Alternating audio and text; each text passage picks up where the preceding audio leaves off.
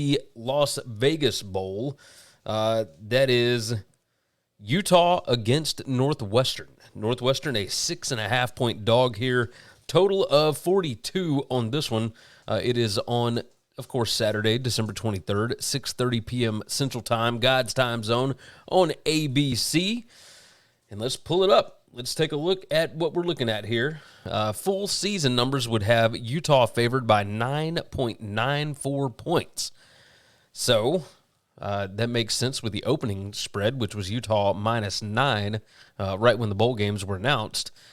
But when you really look at it, Utah has got just a bunch of guys in the portal. Bryson Barnes is in the portal, but he is going to play.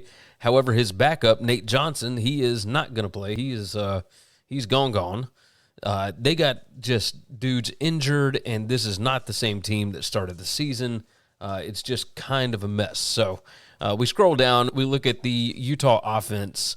Not great at throwing the ball, but at the same time, it's not like the Northwestern defense is very good either. So, it is what it is. Both of these teams are really good at taking care of the football. Number 7 and number 30 in turnover margin. Both teams are really good at not committing penalties that are going to get you, hurt.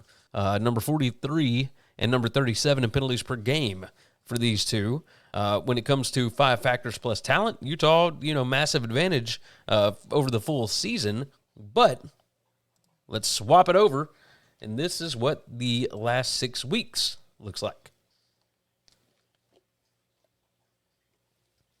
That's a pretty big difference. Utah by 1 is what I have this at. Now, my power rating has Utah by like 14. But even still, that's with like all the healthy players and all that kind of stuff, right? You look at this, Utah's defense against the pass, which is what Northwestern has been pretty good at here with Brennan Sullivan. Utah's defense, number 100 PPA per pass, number 108 passing success rate allowed. They are number 119 in havoc created. This is just not a typical Utah defense over the last 6 weeks of the season. They are number 112 in passing downs, PPA, etc. Northwestern, they've just not been able to run the ball. Number 124 rushing success rate, number 113 PPA per rush on offense. Just kind of a debacle there. But, whenever Northwestern does get down the field, which isn't often, they do finish drives. They are number 23 in the country in points per scoring opportunity. David Braun is aggressive. He is willing to go for it on 4th downs and whatnot. They don't do it a ton, but they take shots, right? They certainly take shots. So we move along. We go to Northwestern on defense, and I look at this, and Northwestern's defense, number 22 against the pass. Utah's offense is number 77 in that spot, PPA per pass. As far as running the ball, Northwestern has actually been pretty good against the run.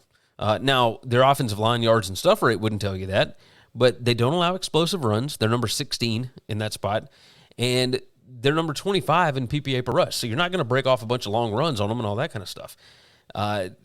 The 5 factors plus talent rank over the past 6 weeks has Northwestern number 41 and Utah number 51.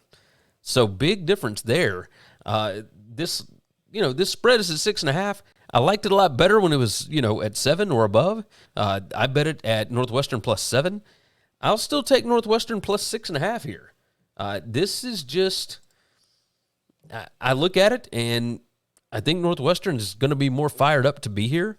Kyle Whittingham has not been good in bowls recently, and this Northwestern team is fired up for David Braun. So give me the Wildcats plus the 6.5.